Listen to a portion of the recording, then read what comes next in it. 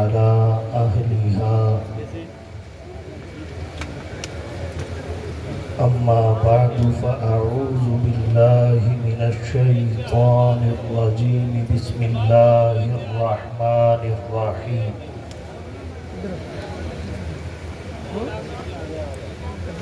إنما يريد الله ليذهب عنكم الرجس أهل البيت ويطهركم تطهيرا وقال النبي صلى الله عليه وسلم إن مثل أهل بيتي فيكم مثل سفينة نوح من ركبها نجا ومن تخلف عنها هلك أو كما قال سبحان ربك رب العزة عما يصفون والسلام على المرسلين والحمد لله رب العالمين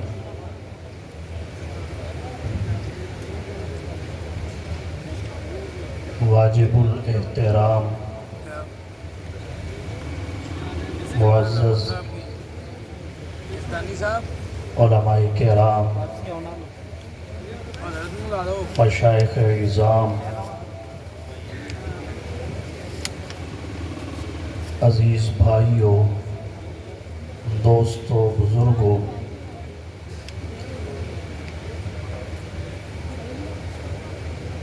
آج کی اس باوقار سالانہ شہادت کانفرنس میں حضرت مولانا علامہ طاہر محمود اشرفی صاحب اور برادر مکرم حضرت مولانا حافظ محمد امجد صاحب جامع گفتگو فرما چکے ہیں. میرے بعد شہباز ترنم وکیل اہل سنت حضرت علامہ شبیر احمد صاحب عثمانی مدظلہ العالی اور سفیر یمن حضرت مولانا علامہ صاحبزادہ زاہد محمود صاحب قاسمی دامت برکاتہم العالیہ چیئرمین مرکزی علماء کونسل پاکستان آپ سے محو گفتگو ہوں گے. مرکزی علماء کونسل پاکستان کے ذمہ داران کا جہاں اس عظیم الشان کانفرنس کے انعقاد پر شکریہ ادا کرتا ہوں, کامیاب کانفرنس پر مبارکباد دیتا ہوں, وہیں آج پہلی مرتبہ پہل گفتگو کا وقت ملنے پر بھی ان کا شکریہ ادا کرتا ہوں. مختصر وقت میں اہل بیت اطہار رضی اللہ تعالی عنہم اجمعین کا تذکرہ کروں گا. ذکر اہل بیت کے متعدد زاویے ہیں, کئی جہتیں ہیں. ایک جہت جسے حقوق اہل بیت کہتے ہیں وہ اس وقت میرے پیش نظر ہے. اہل بیت کی مراد اور مصداق کے تعین پر گزشتہ سالوں میں کچھ معروضات آپ کی توجہ کی نظر کر چکا ہوں. بلا تمہید اہل بیت کے چند حقوق آپ کے سامنے رکھنا چاہوں گا. اہل بیت نبوت کا ایک حق ان کا تذکرہ بالخیر ہے. ہماری زبانیں ان کے ذکر خیر سے تر ہوں، اور اس کی متعدد وجوہ ہیں۔ سب سے پہلی وجہ یہ ہے، جناب نبی کریم صلی اللہ علیہ وسلم کا حکم ہے۔ آپ نے فرمایا اذکروا موتاکم بالخیر، وفی روایت اذکروا محاسن موتاکم، وفی روایت اذکرکم اللہ فی اہل بیتی۔ اس بنا پر اہل بیت اطہار کا ذکر خیر میرے لیے اور ہم سب کے لیے لازمی اور ضروری ہے۔ دوسری وجہ یہ ہے، ان مقدس نفوس کے ذکر خیر سے ہماری ان کے ساتھ نسبت کا اظہار ہوتا ہے کہ ان شخصیات اور مقدس ذوات کے ساتھ ہماری اور ہمارے بڑوں کی نسبت ہے۔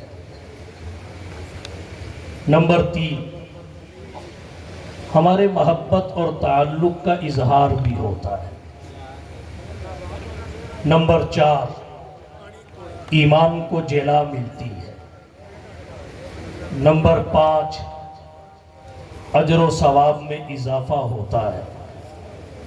نمبر 6، ان کی سیرت و کردار سے رہنمائی حاصل کرنا ہمارے لیے بھی ہماری نسلوں کے لیے بھی آسان ہو جاتا ہے، اور یہ ذکر اہل بیت کا سب سے بڑا اور اہم سبب ہے۔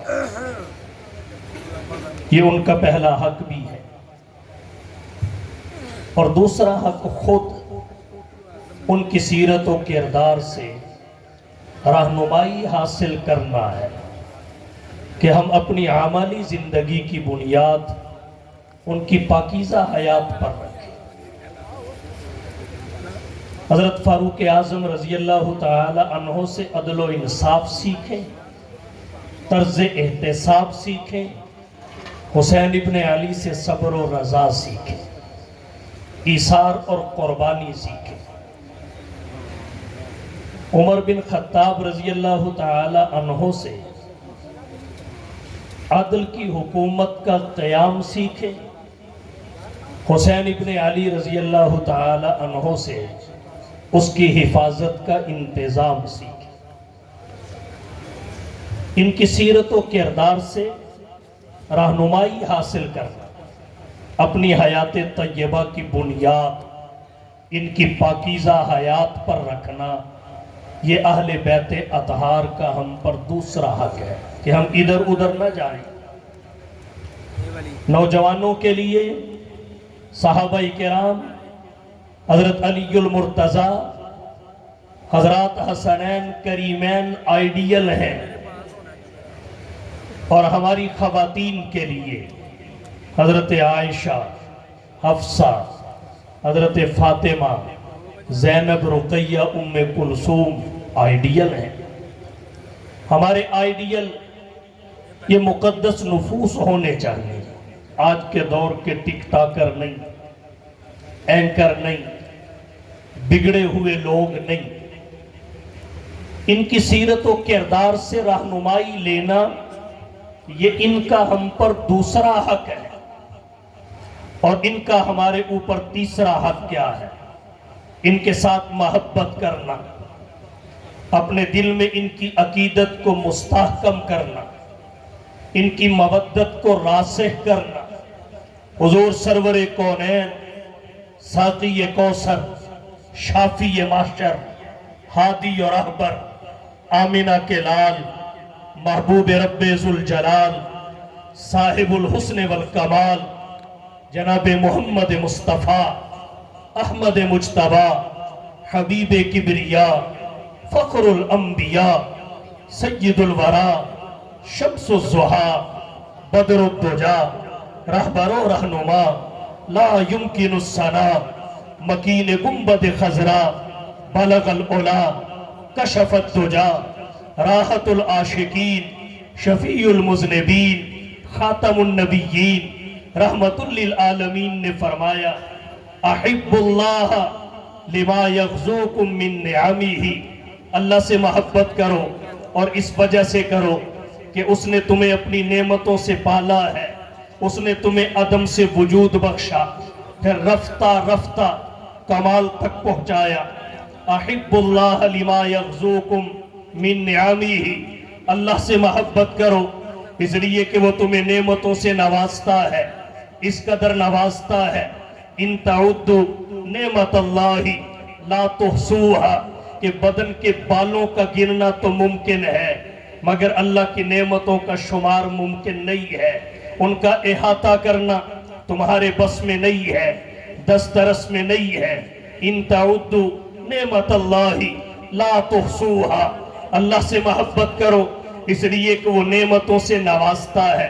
کیا کہیے، اگر انسان نہ بناتا ہم جانور ہوتے، انسان بنا کے ہاتھ پاؤں سلامت نہ ہوتے، اپاہج اور معذور کہلاتے، سر پہ بال نہ دیتا ہم گنجے ہوتے، اولاد نہ دیتا لا ولد ہوتے، مال نہ دیتا مفلس ہوتے، آنکھیں نہ دیتا اندھے ہوتے، سماعت نہ دیتا بہرے ہوتے، گویائی نہ دیتا ہم گونگے ہوتے۔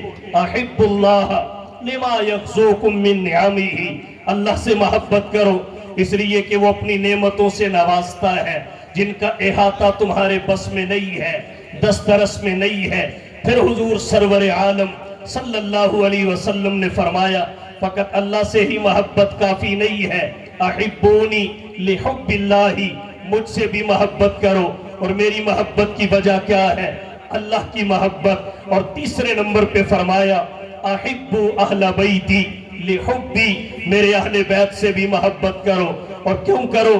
اس لیے کہ مجھے ان سے محبت ہے، مجھے ان سے پیار ہے، میری شفقتیں ان پہ برستی ہیں، میری عنایتیں انہیں ڈھانپ لیتی ہیں، اس لیے احبونی لحب اللہ، مجھ سے محبت اللہ کی محبت کی وجہ سے کرو۔ وَأَحِبُّ أَهْلَ بَيْتِي لِحُبِّي، اور میرے اہل بیت سے محبت میری محبت کی وجہ سے کرو۔ اس حدیث مبارکہ میں محبتوں کا ایک خوبصورت سلسلہ ہے، محبتوں کا ایک سنگم ہے۔ یہ حدیث مبارکہ محبتوں کی ایک زنجیر کو بیان کرتی ہے کہ اگر تم نے اللہ کی نعمتوں کی معرفت حاصل کر لی تو اللہ کی محبت تمہیں نصیب ہو جائے گی، اور اللہ کی محبت رسول اللہ کی محبت کا دروازہ کھولتی ہے، اور رسول اللہ کی محبت اہل بیت کی محبت کے بغیر نامکمل ہوتی ہے۔ احب اللہ لما یغزوکم من نعمہ، اللہ سے محبت کرو اس وجہ سے کہ نعمتوں سے پالا ہے۔ احبونی لحب اللہ، مجھ سے محبت کرو اللہ کی محبت کی وجہ سے۔ اللہ کو میرے ساتھ محبت ہے، محبت ہی نہیں سب سے بڑھ کے محبت ہے، سب سے زیادہ محبت ہے۔ اللہ کو محبت سب نبیوں سے، مگر سب سے بڑھ کر نبیوں کے نبی سے۔ یہی وجہ ہے انسانی مراتب میں سب سے بڑا مرتبہ، مناصب میں سب سے بڑا منصب نبوت و رسالت ہے۔ باقی انبیاء کو نبوت و رسالت جو عطا ہوئی وہ نبوت محمدی کا فیض تھی، اور آمنہ کے لال کو جو نبوت عطا ہوئی، بانی دار العلوم دیوبند، حجت الاسلام والمسلمین، قاسم العلوم والخیرات، منبع فیوز و برکات، صاحب آب حیات حضرت مولانا محمد قاسم نانوتوی رحمہ اللہ کا فرمان موجود ہے۔ فرماتے ہیں انبیاء کی نبوت نبوت محمدی کا فیض ہے، اور حضور سرور عالم صلی اللہ علیہ وسلم کی نبوت ذاتی ہے۔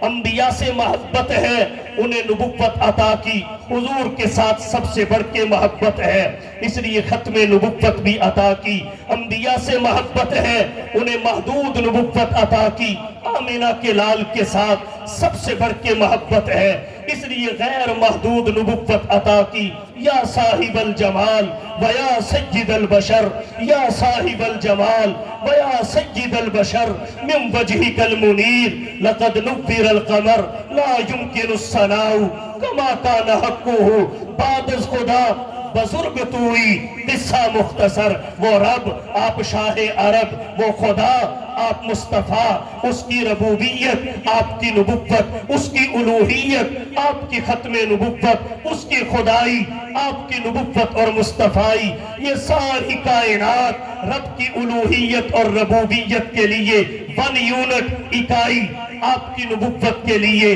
1 یونٹ اکائی، اس کی خدائی کی کوئی حد نہیں، آپ کی نبوت اور مصطفائی کی کوئی حد نہیں، وہ رب العالمین ہے، آپ رحمت للعالمین ہیں۔ محبت ان سب سے تھی جنہیں امت عطا کی، سب سے بڑھ کر اس سے ہے جسے خیر الامت عطا کی۔ محبت ان سب سے جنہیں شفاعت کا تاج پہنایا، سب سے بڑھ کر ان سے جنہیں شفاعت کبریٰ کا اعزاز عطا فرمایا۔ محبت ان سب سے جن کا کلمہ امتوں نے پڑھا، سب سے بڑھ کر ان سے جن کا کلمہ نبوتوں نے پڑھا۔ محبت ان سب سے جنہیں امامت امتوں کی عطا ہوئی، سب سے بڑھ کے ان سے جنہیں امامت نبوتوں کی عطا ہوئی۔ محبت ان سب سے جنہیں معراج امتحان کی صورت میں عطا ہوا، مگر ان کے ساتھ سب سے بڑھ کے کیونکہ انہیں انعام کی صورت میں عطا ہوا۔ محبت ان سب سے جن کا معراج فرش زمین پہ ہے، اور سب سے بڑھ کے ان سے جن کا معراج بھی عرش بری پہ ہے۔ آقا تیری معراج کہ تو لوح و قلم تک پہنچا، تیری معراج کہ تو لوح و قلم تک پہنچا، اور میری معراج کہ میں تیرے قدم تک پہنچا۔ احبونی لحب اللہ، میرے ساتھ محبت اس لیے کرو کہ اللہ کو میرے ساتھ محبت ہے۔ احبو اہل بیتی لحبی، اور میرے اہل بیت کے ساتھ محبت اس لیے کرو کہ مجھے اپنے اہل بیت کے ساتھ محبت ہے۔ عائشہ کو پیار سے حمیرہ کہتے تھے، اس کا چبا ہوا مسواک چبا لیا کرتے تھے۔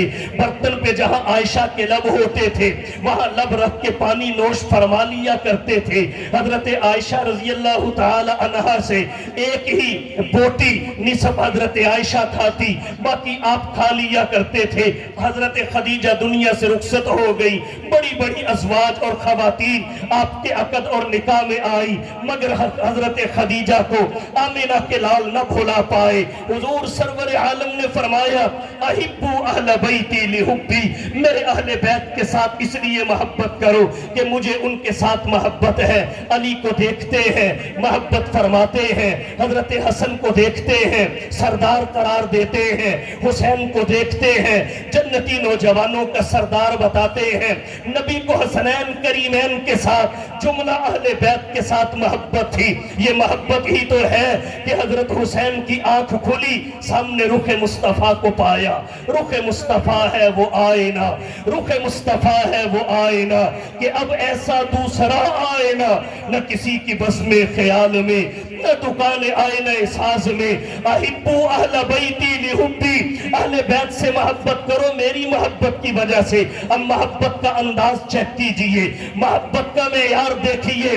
حضرت حسین کی آنکھ کھلی، رخ مصطفیٰ کو دیکھا، گھٹی کا موقع آیا، لعاب مصطفیٰ مل گیا، جس کی برکت بھی معروف، مٹھاس بھی معروف، شفا بھی معروف، شہرت دوام کو پہنچے ہوئے، تفصیلات میں نہیں جاتا۔ پلانے کے لیے ہاتھ کی ضرورت پڑی، دست نبوت میسر آیا۔ اللہم اہدی امہ ابی ہریرہ، جب آمنہ کے لال نے کہتے ہوئے ہاتھ اٹھائے، یہ مسجد سے گھر میں نہیں پہنچ پائے کہ دعا عرش سے قبول ہو کے فرش پہ پہلے آ گئی۔ یہ وہ ہاتھ ہے جو سیاہ چہرے پہ پھرے، فرقت سے پہلے منور و روشن ہو گیا، جس ہاتھ کی ایک انگلی سے آسمان کا چاند دو ٹکڑے ہو کے زمین پہ آ پڑا۔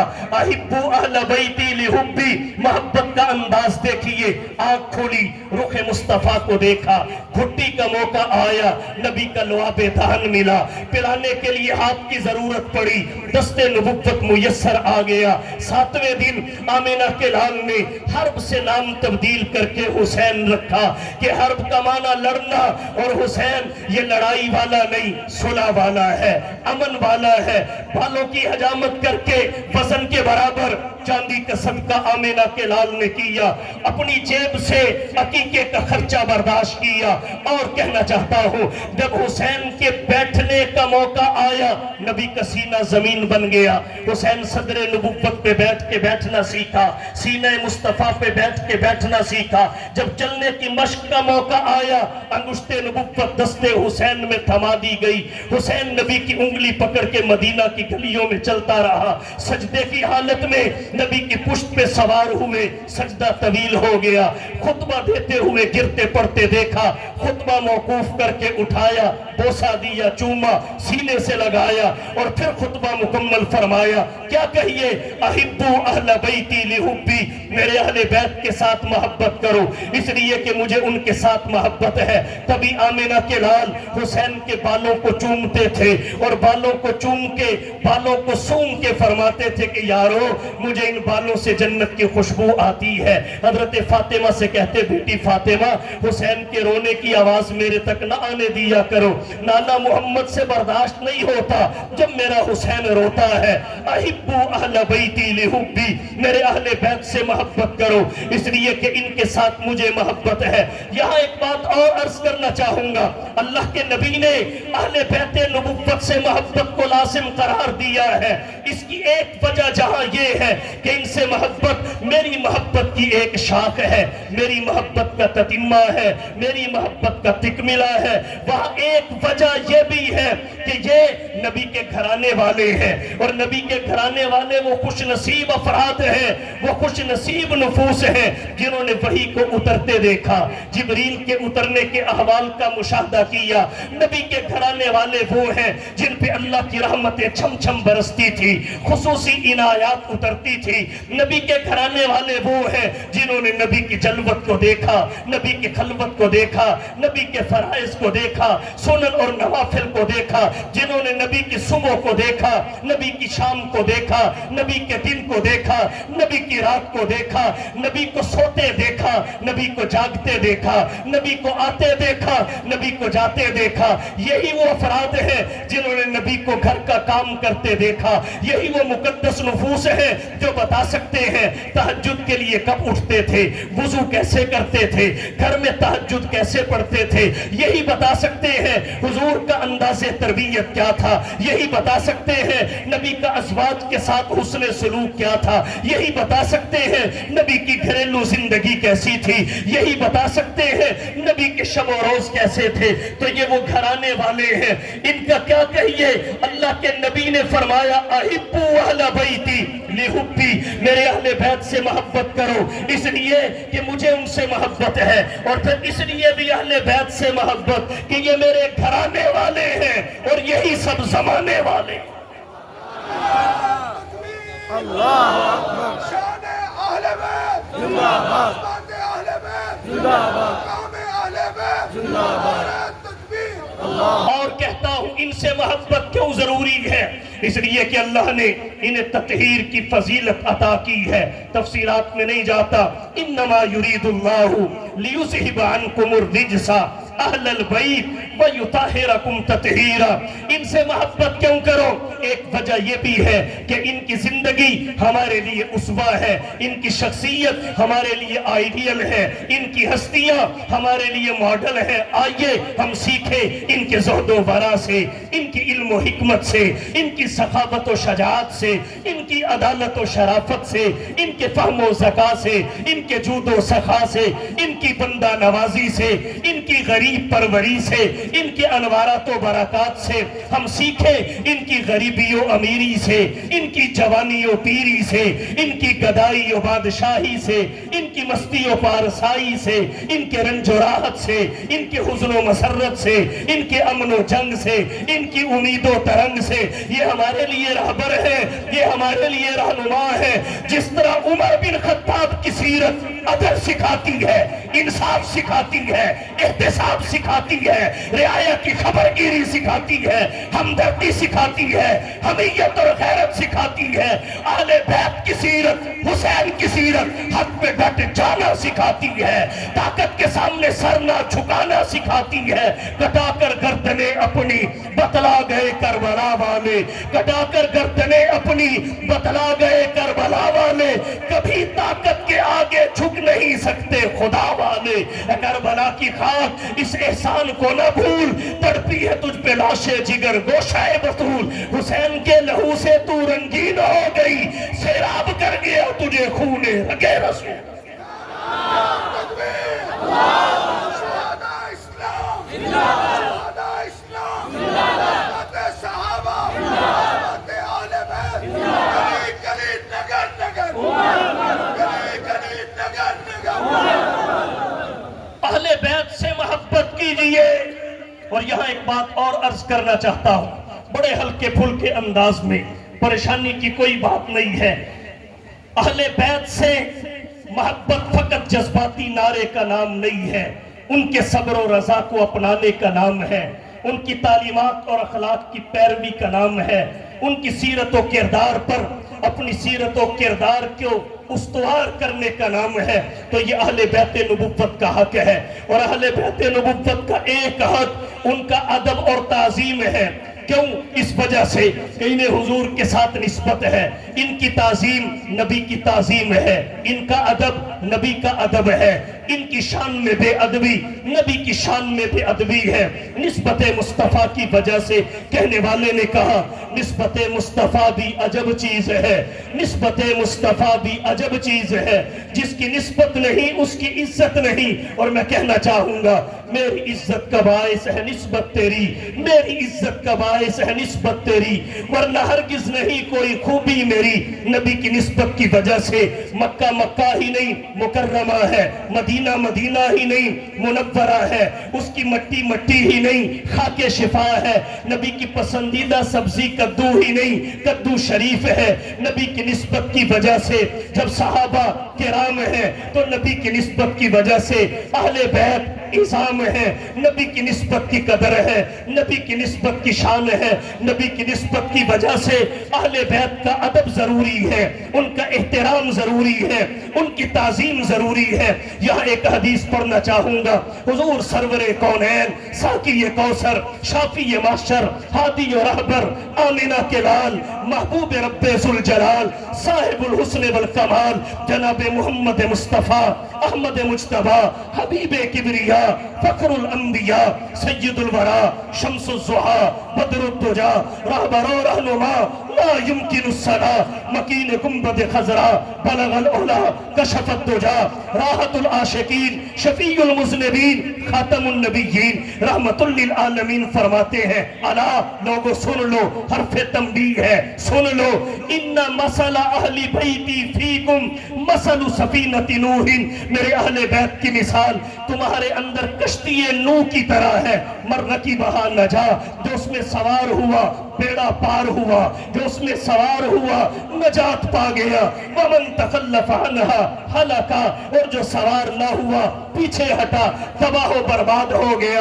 احباب کرام بات کو توجہ سے سنیے، کشتی نوح فقط لکڑی کے چند تختوں کا نام نہیں تھا، کشتی نوح فقط لکڑی کے چند مجموعوں کا نام نہیں تھا، بلکہ یہ وسیلہ نجات تھی، یہ راہ نجات تھی، یہ امن اور حفاظت کا ضامن تھی، یہ تختیوں کا مجموعہ نہیں تھا۔ آمنہ کے لال نے اہل بیت کو کشتی نوح کی طرح قرار دے کے یہ بتایا ہے کہ فتنوں کا سیلاب ہے، افراط و تفریط کی مہلک موجیں ہلاک کرنے پہ تلی ہوئی ہیں، فتنوں کی کثرت ہے۔ اگر بچنا چاہتے ہو افراط و تفریط سے، بچنا چاہتے ہو تباہی اور بربادی سے، بچنا چاہتے ہو ہلاکت سے، بچنا چاہتے ہو تباہی سے، تو جیسے نوح کی کشتی میں بیٹھنے والے طوفان نوح سے بچ گئے، جو نہ بیٹھے مکانات زیر آب آئے، زمین بوس ہو گئے، عمارتیں منہدم ہو گئی، درخت اور کھیت برباد ہو گئے،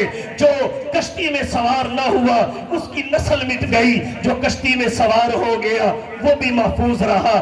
نسب بھی محفوظ رہا، نسل بھی محفوظ رہی، خاندان بھی محفوظ رہا۔ اگر ایمان کی حفاظت چاہتے ہو، اخلاق کی حفاظت چاہتے ہو، تہذیب کی حفاظت چاہتے ہو، اقدار و روایات کی حفاظت چاہتے ہو، ذہنی اطمینان کی حفاظت چاہتے ہو، دنیا کی حفاظت چاہتے ہو، آخرت کی حفاظت چاہتے ہو، تو آؤ ازواج کی عقیدت کو دل میں بٹھا لو، بنات کی عقیدت کو دل میں بٹھا لو، نواسوں کی عقیدت کو دل میں بٹھا لو، نواسیوں کی عقیدت کو دل میں بٹھا لو، نبی کی نسبت کی قدر کرو۔ خلفائے راشدین یہ نبی کے ساتھ نسبت رکھتے ہیں، خلفائے رسول، ازواج رسول، اہل بیت رسول، بنات رسول، ازواج رسول، یہ نبی کی نسبتیں ہیں، اور نسبت مصطفیٰ بھی عجب چیز ہے، جس کی نسبت نہیں اس کی عزت نہیں، اور میری عزت کا باعث ہے نسبت تیری، ورنہ ہرگز نہیں کوئی خوبی میں۔